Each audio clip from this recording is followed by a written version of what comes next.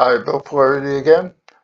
In this video, I'm going to illustrate the alignments of the linebackers and secondary people based on whether the offensive formation is in the middle of the field or whether there's a wide side where we flip our personnel to the wide side of the field. Basically, in our base four-man front, our linebackers will line up behind the defensive lineman in front of them. That way it'll be obvious to them which gap is to their left and which gap is to their right. So you can see basically in this situation on our base, our stack, and our goal line, which are our even fronts, where the linebackers would be. You'll notice that the inside linebackers, being the Sam and Mike, are in the middle of the formation, whereas the weak linebacker and anchor are on the outside. And in goal line, the weak side linebacker also becomes a weak side defensive end on the goal line in the event there are two tight ends. So essentially, that's the alignment in the base formations. And then here's where there's a wide side of the field. You'll notice that the Sam linebacker and Will linebacker have swapped sides of the field. Same thing with the strong side tackle and nose guard would do the same thing in the defensive line when you see that. So the Sam and strong safety in this case would be on the right side of the defense because we have a wide side of the field to the right. And then the will linebacker is away from that and also would be a defensive end in the event there were a two tight end situation in the goal line. Our odd defenses, you'll notice that if the ball is in the middle of the field or wide to the left, our anchor end now becomes like a outside linebacker, where we're in essence a 3-4. But our linebackers are lined up behind the defensive linemen again, just as they were in the even fronts. Again, that makes it easy for them to see which is their gap assignment, right and left, once the ball is snapped. In the 3 defense, which you'll see when I show the 3 defensive front, again, they're behind the defensive lineman. And the anchor end now plays as an off-the-ball linebacker versus a stand-up defensive end. And then in the 5 defense, which you saw, your Sam and Mike are in the middle of the formation, whereas the Will and anchor are playing like defensive ends in a 5-man front. And then with our nose defense, the anchor end is again as a defensive end, but now he and the Sam linebacker are to the wide side of the field and the Will is away. And the same thing in the 3 and 5. We've flipped everybody to the wide side of the field, assuming the play will likely go there. We have our best personnel in that position. Then our secondary coverages, you'll see the term mod and meg being used with our corners. And mod is if we're in a zone defense and the man that's in front of him goes deep, then mod will say man on deep. In other words, if that man runs a deep route, that corner will go with him. If it says meg, but he'll still stay in his same zone that he's assigned to. When it goes meg, then he'll go man everywhere he goes, and then it becomes straight man coverage no matter where the man goes. He would leave his zone if the man leaves it himself. And you'll see that referred to in the illustrations going forward. Okay, here we have our standard cover 3, again, just a basic pro formation. You see the strong safeties up outside the outside linebacker. Our corners are 7 to 9 yards off on the wide side or strong side, but they're in mod. You see that word being used. So if that man in cover 3 takes a deep route, which he normally would do anyway in a cover 3 look, then he's with him, period. And he has deep third, and that's the field corner. The boundary corner is about 8 yards off, and he's also in mod. So he's going deep if that man goes deep. If he goes inside, he sits in the zone, and he looks for the next man that comes. The free safety sitting at 12 yards, he's playing deep middle.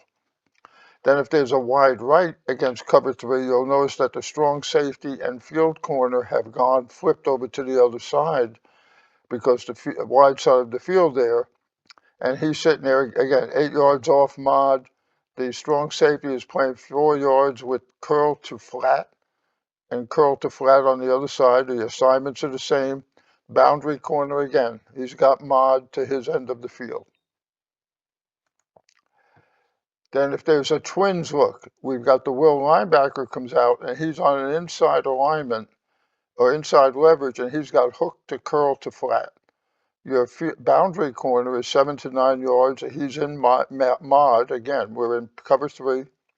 The strong safety is 5 yards outside the tight end in this particular look, and he's got curl to flat. And the field corner 7 to 9 yards outside leverage, again on the tight end, and he's got deep third. You'll notice the free safety is slid over one man heavy to the multi-receiver side in that case. And that is also the speed side where those two receivers are faster than if we had a receiver and a tight end on the other side. The tight end doesn't represent speed. So we kind of use that as a reason for doing things. And then when there's a wide side of the field, the upper illustration is if they're in the middle of the field or it's wide to the left. If it's a wide right, you'll notice everybody has flipped. The strong safety and field corner are to the right. The free safety is one man heavy to the speed or twins. Now the will linebacker assumes what the strong safety had before. He's 5 yards outside the tight end, curl to flat. And the boundary corner is 7 to 9 yards outside. He's got mod, just as he would have had before. Cover 3, we're continuing with a weak side trips where we're in the middle of the field or it's wide to our left, but they have 3 receivers into the boundary. First thing you're going to assume is one of them is going to go in motion and come back to the wide side. But if they don't, again, you're going to have your boundary corner has deep third, so he's playing mod. Your will linebacker is 5 yards off the number 2 receiver. He's curled to flat. And your Mike linebacker has come over. He's inside leverage on the 3rd receiver, hook to curl. Then you have your strong safety is 5 yards outside, curl to flat. Your field corner has deep third. And in this case, your Sam linebacker, once the running back goes away from him, is going to drop toward the middle zone because we're going to expect one of these people is going to come this way. And we want to have somebody there to defend the middle, which almost always seems to be open. Free safety, as you can see, is cheated over one man to the speed side. And then if there's a wide side of the field, we might choose to check the cover 4, but that's something that will be determined by your scouting report for the week. But now in this case, everybody has flipped. The field corner is outside. He's got deep third on number 1. The strong safety is on number 2. He's 5 yards curl to flat. And the Sam linebacker, which is a more favorable coverage situation for us than a middle linebacker, he's got number 3 or king on number 3, but he's inside of him, hook to curl. Again, everybody's got a zone. If the running back goes away from the Mike linebacker, in this case, he will drop to the middle zone. Will linebacker's got curl to flat. Boundary corner's got deep third. You'll see the pattern over and over on all of these. Then if you have a strong twitch, you have a tight end and 2 receivers. First thing you're thinking is some kind of bubble maybe, that sort of thing, especially if the running back comes to this side. You're going to think bubble. That's why your strong safety is in an outside leverage on number 2. He's playing curl to flat in the event it looks like a pass other than a bubble. Your field corner's got deep third, boundary corner's got deep third, but he's a Meg in this situation for me because most of our zone is going to be happening over this way. So he's going to go Meg on this guy with outside leverage. Free safety again is shaded toward the speed side. We've got 3 receivers here. And assuming the back goes this way, the Mike linebacker will drop to the middle zone. If there's a wide side of the field to the right, now you've got your field corner now is going to be Meg on this man, which again is a little more favorable matchup for us. Your Sam linebacker, strong safety, I'm sorry, is 5 yards here, curl to flat. Your Sam linebacker is going to be coming into the middle of the field, assuming the running back goes away from him. You got your Mike linebacker is inside on the tight end, hook to curl. Will linebacker is 5 yards outside leverage on number 2. Number 1's here, number 2, number 3. He's going to go curl to flat, and then you got deep third with your boundary corner. Then you got doubles. Okay, so now we've got the tight end and a Z here. You're going to have this back. That'll be here, or he can be lined up out here anywhere. Again, your boundary corner is going to play curl to flat on this man. Your will linebacker's got the running back. Mike linebacker's intermediate middle. Sam linebacker's hook to curl to back in the event this one comes over here. And then your strong safety's got hook to curl to flat. He's 7 yards outside leverage on that receiver. And basically, we've got our field corner drop back to where the modified cover 2 in that case. And we've got the same thing here, which is a pretty standard doubles. We've got 2 receivers, a tight end and a receiver. So now it's pretty standard, but with the wide side, we flip our people. And this is to illustrate how everybody does that. The strong safety's out here, outside leverage. He's in mod. We've got deep halves now between your field corner and your free safety. So we're going into a cover 2 look. And it's really cover 4, because if this guy goes deep, he's coming with him. Same thing here. If these outside guys run deep routes, you're basically into a cover 4 at that situation. And then you've got your hook to curl to back. Again, if he comes here, he's got hook to curl to back. If he comes there, and everybody's accounted for. Then we have cover 2, which is your pretty standard stuff. Now this is what I would call a stay, in that we've got twins here and we've got doubles. It really doubles here. We've got 4 wides. You might normally have checked to a cover 3 potentially, but this would be a cover 2 stay look, where the linebackers will stay where they are and just bump out to the additional receiver. Your Mike linebacker in most of these cases is your intermediate middle zone player in this case. If it's a obvious passing situation or a little longer, you might replace him with an additional corner or safety to have better coverage, but that again is a personnel and situation call by you. Wide right, you see everybody has just flip sides, but the criteria for who's got what and what they're doing is exactly the same. The whole idea is that there's consistency for the players as to what their responsibilities are, regardless of where they line up. Then we got the example of cover 1, the outside corner, whichever it is, he's on receiver number 1. In this case, Will linebacker's got 2. Mike is key in the back. Sam's got a 3 on this side. Strong safety's got 2. Field corner's got 1. And we're always counting 1 is the outside receiver, 2 is the next, 3 is the next, etc. So you see, wide right, all it does is flip the personnel, but the assignments are the same. And then more cover 1. This is against twins. Again, he's got number 1, he's got number 2, he's got number 3, which is a back. He's got intermediate middle. He's got number 1, he's got number 2. Everybody's accounted for in the passing game, and it's man-free. And you got the same thing here if there's a wide right. The only difference is the personnel are different. Our strong side people are now to the field. Our weak side people are to the boundary. Cover 1 continuing against trips. Again, everything is just counting.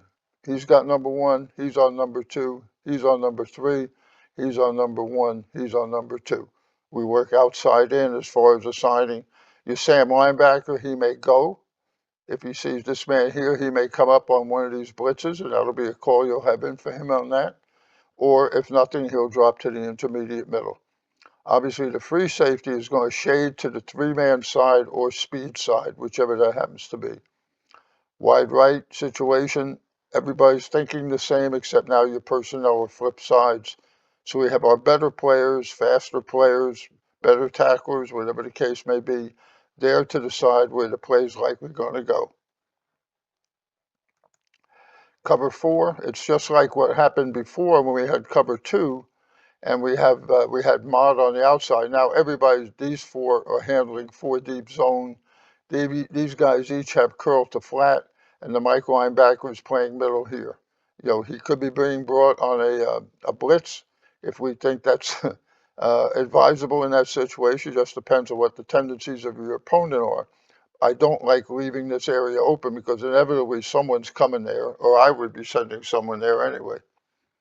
And then if it's wide right, everything's the same except your personnel are different. You've got your better players to the wide side of the field, which is where the ball will likely go to.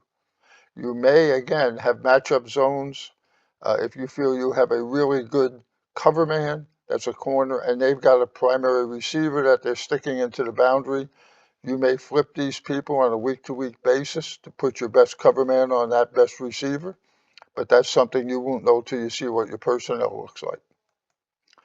And then we go cover 5, and what this is, we show cover 2, but then we're bringing the strong safety down based on the key, okay, or free safety, or the strong safety or free safety coming down. So if the key being the back comes to the strong side, now the strong safety is going to rotate and free safety is dropping to the middle. You're going to go from what looks like a cover 2 look to a cover 3.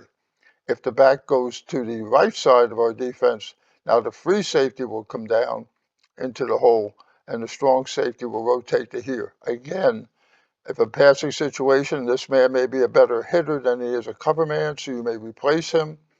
But that's, again, a personnel issue that you won't know till you get your people together. And same thing here, except we're just rotating the people, that's all. So everything's the same that way. And then we got cover 6 where we're going to show, this is the reverse where we're going to show cover 3, but we're actually going to drop to a 2 deep with a robber. And the robber in this case is the free safety. So in this case, the field corner and the boundary corner are going to drop to the deep halves. Your strong safety is still going to play curl to flat. Your will linebacker is going to play hook to curl to flat. Your strong linebackers, Sam is going to go hook to curl to flat, and your Mike will either be going or he'll be dropping into the shorter area. But we bring the free safety up into a little deeper middle there, and it's a robber depending on what happens in the backfield here. And then, so what we're doing is we're showing cover 3, but dropping to 2. The other way in cover 5, we show 2 and drop to 3. Wide side of the field, it's exactly the same except the personnel are different. And that's basically it for the linebackers and defensive backs, where they line up, flipping sides, coverages, how we go in and out of different coverages based on alignments, and what you think the tendencies are of your opponent for that week. Again, the whole idea is consistency. Sometimes it may give us a situation where they've got a better matchup than we do, but I'd rather have that on the 1 or 2 occasions rather than having the opportunity for mental errors where you get blown coverages more often than you do mismatches. So I hope that helps. Again, this augments the defensive front video, which broke down who's lined up where in the front, and that helped with as far as our linebacker alignment. So you'd be able to see where they stand so that they can tell what gap is theirs, left or right, which is probably the most confusing thing for the high school kids and all that, is when you're playing one gap defenses, is understanding where their responsibility is once the ball is snapped. So we try to keep that as simple as possible. Again, if you have questions, give me an email at footballcoachesforum@gmail.com. I hope this is helping you and that you find something useful. And again, I wish you all the luck in the world. And if you're in the North Atlanta area, I'd be happy to come by and talk this out with you and put it on a board and let you see it and have coaches touch coaches so you can get a feel for what actually happens when the ball is snapped. Thank you very much.